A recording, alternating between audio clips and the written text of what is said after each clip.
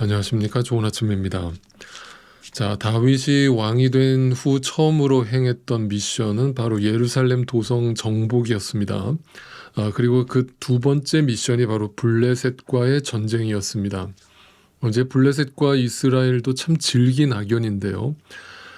우리가 함께 살펴봤듯이 다윗은 처음에 그 블레셋 장군 골리앗을 쓰러뜨리는 장면으로서 이제 다윗이 역사 속에 등장을 하게 됐었습니다. 그리고 이제 사울 왕의 그 핍박을 받으면서 도망을 치다가 그 시절에 이제 블레셋의 정치적 망명을 하게 되는 그런 또 상황도 벌어졌었죠. 그래서 이제 심지어 자기 민족인 이스라엘과 전쟁을 벌여야 되는 그런 정말 피할 수 없는 막다른 골목에 몰리기도 했었습니다.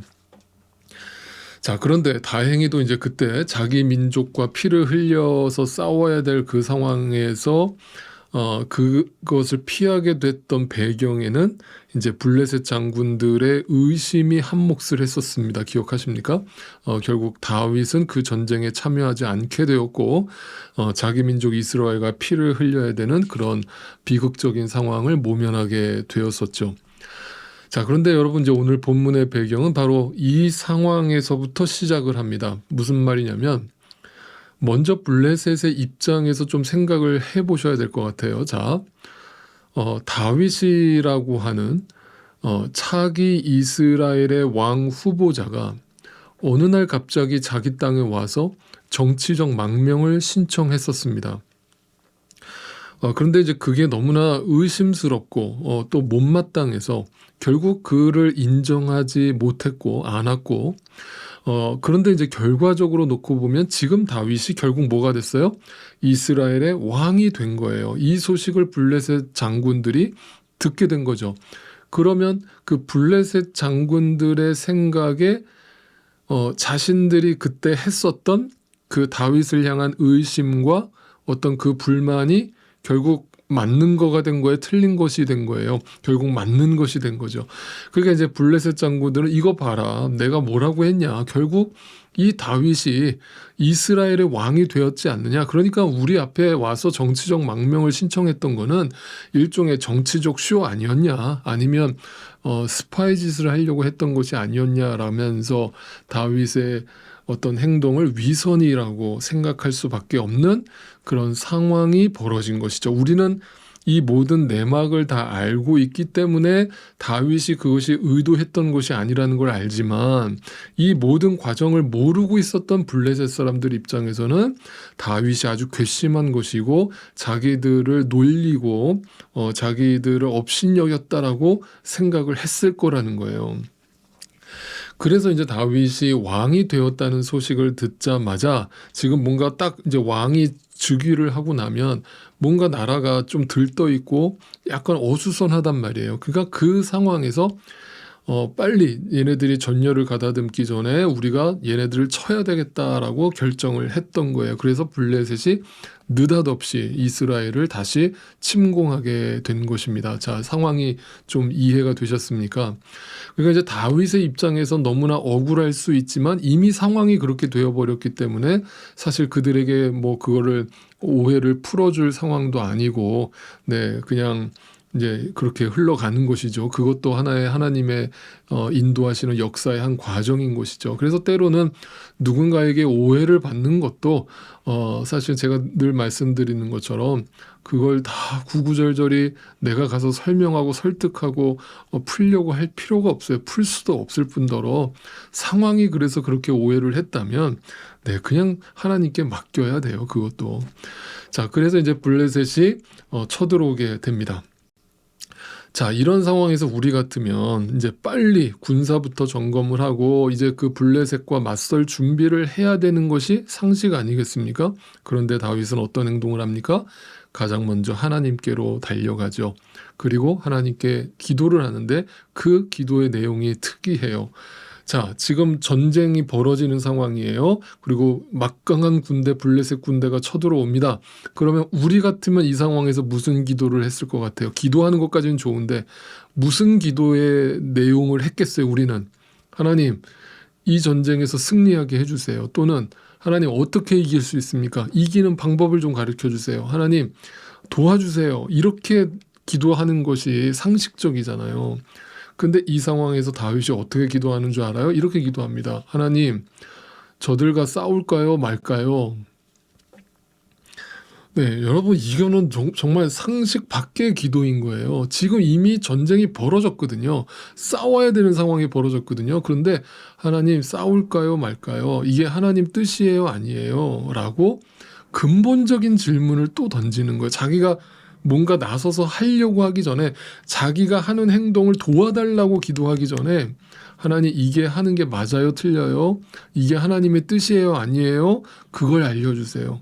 하나님의 뜻이라면 하나님이 승리케 해주시리라는 걸 저는 믿어요. 근데 뜻이 아니라면 저는 안 나갈 거예요. 이렇게 얘기하는 거예요. 그러니까 이거는 정말 하나님 절대 의존적 신앙이 아니고선 이런 기도 쉽지 않아요, 여러분. 그죠? 다윗은 그 경지에 올라가 있는 겁니다. 그러니까 블레셋을 치느냐 마느냐가 더 이상 내 문제가 아니라는 인식이 있을 때에만 이런 기도를 할 수 있는 거예요. 무슨 말씀인지 이해가 되세요?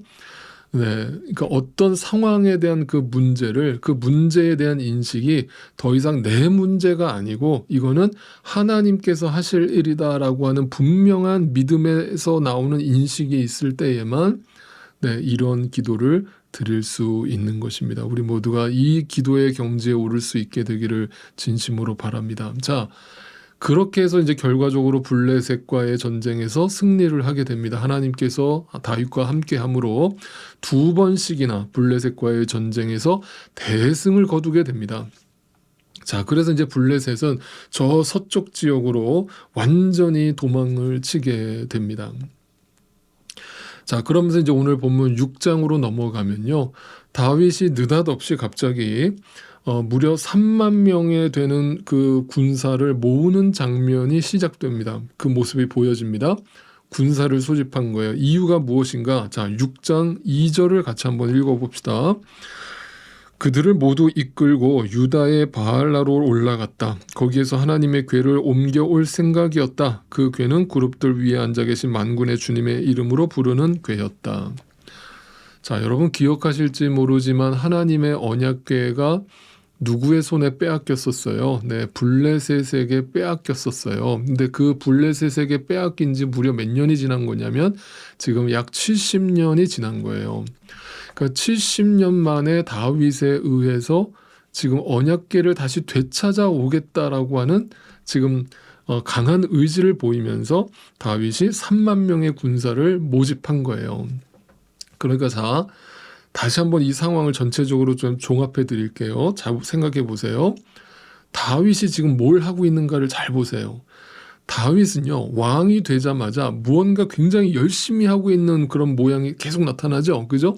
예루살렘을 정복하고 또 블레셋과 나가서 2번씩이나 싸워서 대승을 거두고 그러자마자 또 바로 언약궤를 찾아오기 위해서 군사를 소집하고 정말 하루도 쉬지 않고 뭔가 계속 열심히 일하고 있는 다윗의 모습을 보는 거예요. 그런데 만약에 그 열심이 다윗이 내가 왕으로서 이제 내가 왕이 막 됐으니까 뭔가 백성들한테 내가 얼마나 잘하는지를 보여줘야겠다라는 그 목적이었다면 이런 일들을 할 필요가 없는 거예요. 다윗이 사람들에게 보이려는 목적이었다면 오히려 나라를 더 부강하게 만들고 경제적으로 더 부강하게 만드는 일에 열심을 내는 게 더 상식적인 거예요. 그런데 다윗이 열심을 내고 있는 그 모든 일들을 생각해 보면 보세요. 400년 동안 하나님의 말씀을 이루지 못했던 예루살렘 정복, 블레셋 하나님이 심판하시고자 하는 그 블레셋과의 전쟁에서의 대승,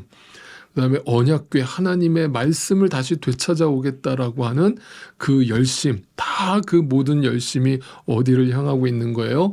오직 하나님의 뜻에 쏠려 있는 다윗의 마음을 보게 되는 거예요. 이게 바로 다윗의 열심의 방향인 거예요.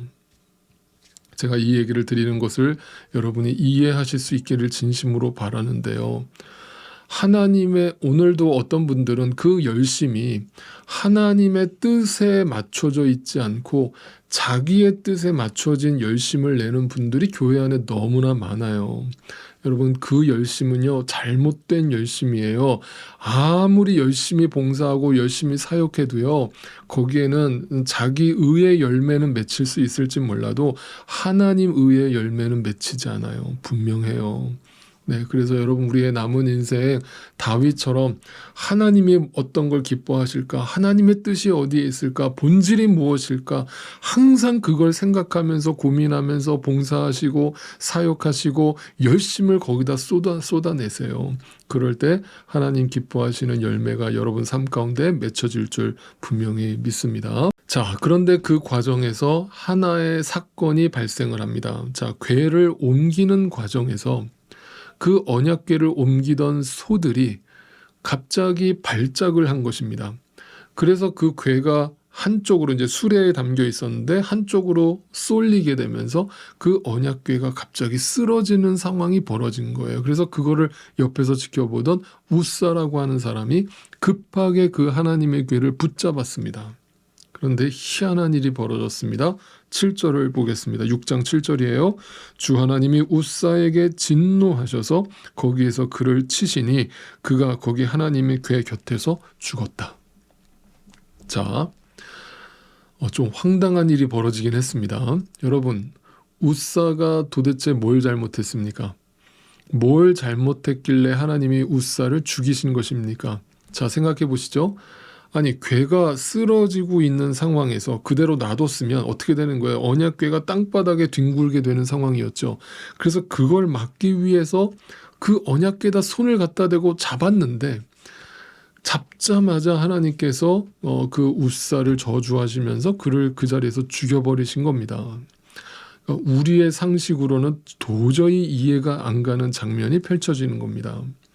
자, 그런데 이거를 제가 좀 여러분께 설명을 드려볼게요. 그런데 여러분, 우리의 생각보다 중요한 게 이제 일단은 하나님의 말씀이니까 그 하나님의 말씀을 한번 근거해서 살펴보겠습니다.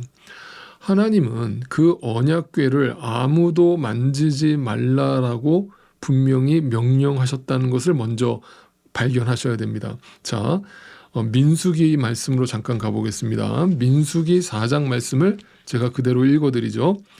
여기 자막으로 띄워드릴 테니까 그대로 읽으세요. 민수기 4장 15절 말씀을 보시면 진 이동을 앞두고 이렇게 아론과 그의 아들들이 거룩한 물건들과 그 물건에 딸린 모든 기구를 다 쌓아놓으면 비로소 고핫 자손이 와서 그것들을 둘러매고 간다.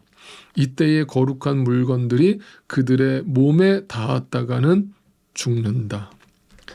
분명히 하나님 말씀에 그 언약궤는 거룩한 것이니 거기에 죄된 인간이 손을 대지 말라라고 분명히 기록하고 있어요.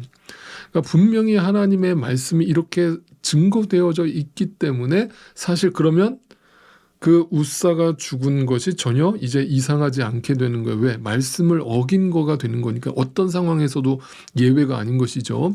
그러면 수레에서 넘어지려는 걸 잡은 게 어쩔 수 없는 상황이었다고 할지라도 그것이 하나님의 말씀이라면 그 말씀에 순종해야 된다라는 메시지가 첫째로 담겨 있는 거예요.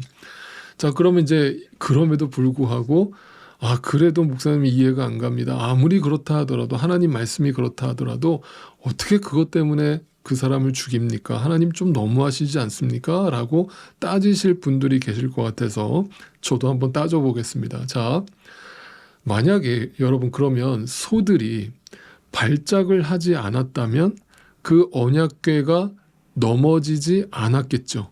그러면 우사가 손을 대지 않았을 것이니까 그러면 우사보다 더 잘못을 저지른 대상은 누구예요? 소들이 잘못한 거죠. 그러면 하나님은 소를 죽였어야 되잖아요. 그렇죠. 이해가 되세요? 그런데 왜 소를 안 죽이고 우사를 죽였는가라고 하는 부분이에요. 그런데 또 한 번만 생각해 보세요.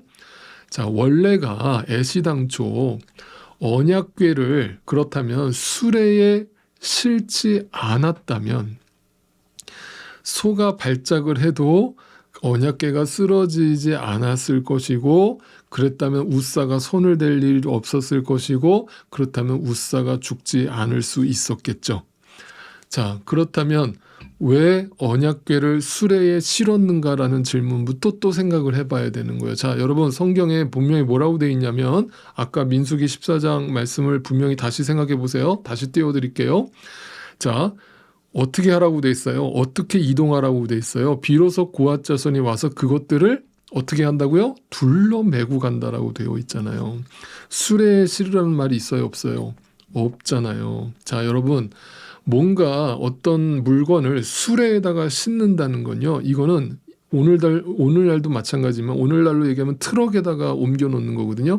그거는 그 대상을 짐으로 여겼다라는 뜻이에요. 그죠? 짐짝으로 여겼기 때문에 수레에다가 싣고 옮기는 거예요. 그런데 그 언약궤는 하나님의 임재를 나타내는 것이고 하나님 말씀 그 자체의 상징이었단 말이에요. 그러니까 그것을 수레에 실어서는 안 되고 둘러매고 갔어야 되는 거예요. 거룩한 물건을 거룩하게 존중하는 마음으로 대했어야 되는 거예요. 그런데 그러면 애시당초 그 하나님의 언약궤를 수레에 실은 것 자체가 잘못인 거죠. 그러면 누가 그 언약궤를 수레에 실었을까요? 자, 6장 3절로 가보시죠.